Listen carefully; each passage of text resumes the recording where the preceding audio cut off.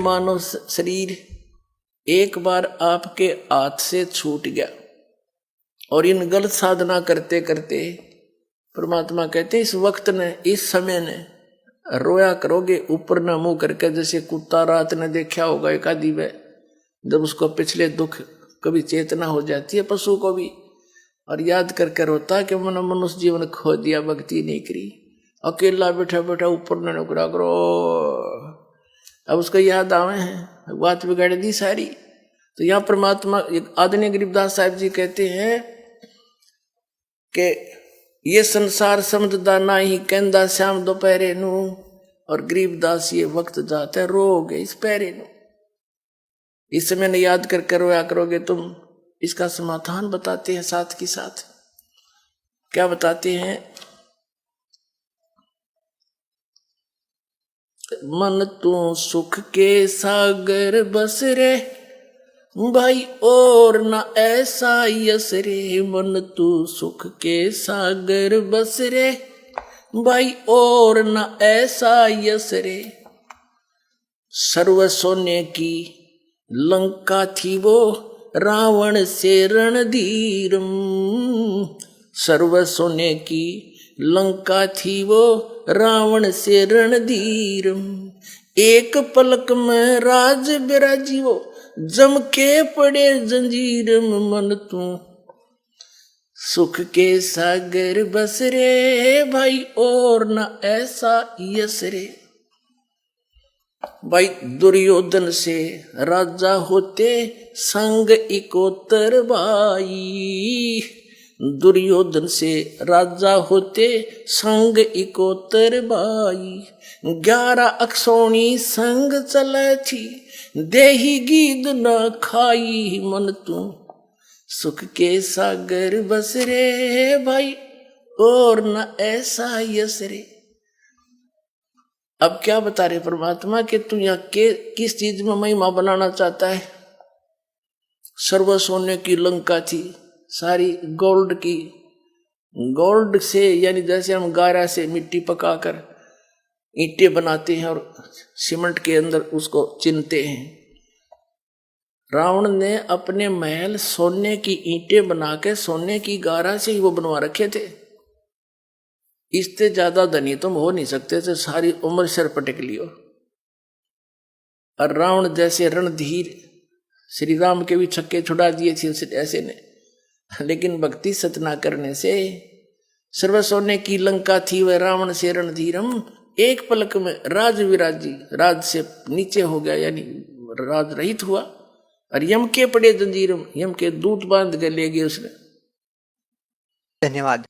फिर कहते हैं दुर्योधन से राजा होते संग 101 भाई, एक से एक बलशाली, और 11 अक्षौणी सेना, 11 करोड़ सेना साथ चले थी नो, खूब फूल के चले था।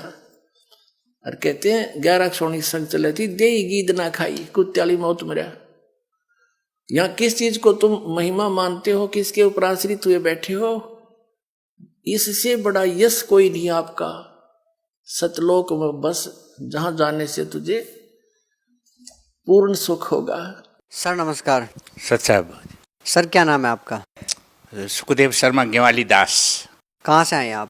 काठमांडू नेपाल से। सर आपका कहना है कि संत रामपाल जी महाराज के बताए अनुसार आप भक्ति कर रहे हैं, जो कि शास्त्रों के अनुसार हैं। तो सर संत रामपाल जी महाराज ने जो भक्ति आपको दी है उससे आपको क्या लाभ मिला? मेरे को बहुत लाभ मिले।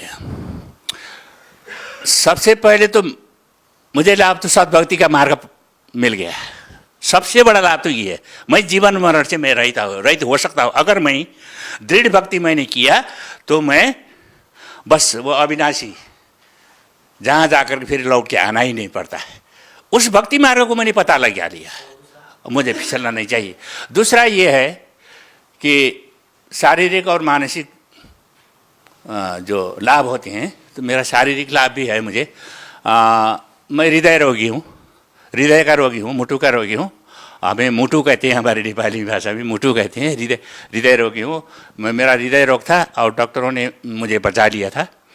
तो वो कहते थे कि 2-3 महीने बाद आप यहाँ आकर के फॉलोअप में आओ और अपना चेक करा लिया करो, नहीं तो फिर तुम्हारा फिर हार्ट अटैक हो जाएगा तो मर जाओगे, ऐसा कहा था। तो संत रामपाल जी महाराज के पास जब ज्ञान गंगा के माध्यम से जुड़ गया, इस मिशन में जुड़ गया और बरवाला में हिसार बरवाला में सतलोक आश्रम में मैं आया। आने के बाद हमारे गुरुदेव ने मेरे सिर में जब हाथ रख दिया, हाथ रखने के बाद पहली बात तो ये है कि ये हृदय रोग है। मुझे तो ऐसे अभी भी ऐसे आभास हो रहा है अब मेरा कोई रोग ही नहीं है। खास दवा तो हमें ये मिल गया है कि भगवान साक्षात पूर्ण ब्रह्म परमेश्वर ने हमारे सिर में जब हाथ रख दिया, उसके बाद मैं स्वस्थ हो गया हूँ। मुझे कोई चिंता भी नहीं है, संपूर्ण चिंता से दूर हो गया हूँ। और इसके बाद शारीरिक रोग है, ये सर्दी जुकाम बहुत लगता था हमें, सुबह से शाम तक छी करता, छींकियाँ आती रहती थी, वो बंद हो गया।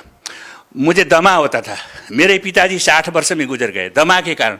मुझे वही दमा, क्योंकि वो हेरिडिटी होती है ना, हेरिडिटी के कारण मुझे भी दमा हो गया था। दमा अब नहीं है, बिल्कुल शून्य अवस्था में। कितनी उम्र होगी आपकी? मैं 71 साल का हो गया, 71। इसके बाद मेरे शरीर में एलर्जी होता था। मैं जब भी स्नान करता था सवेरे उठ करके 4 बजे उठ करके धोती लगाना, पाठ पूजा करना, ये सब करता था और बहुत छी करता रहता था। एलर्जी होता था तो एलर्जी की दवाई हर रोज मैं लगाता था। अब मैं एलर्जी का दवाई मैं शरीर में कभी भी नहीं लगाता। जी धन्यवाद सर साहब।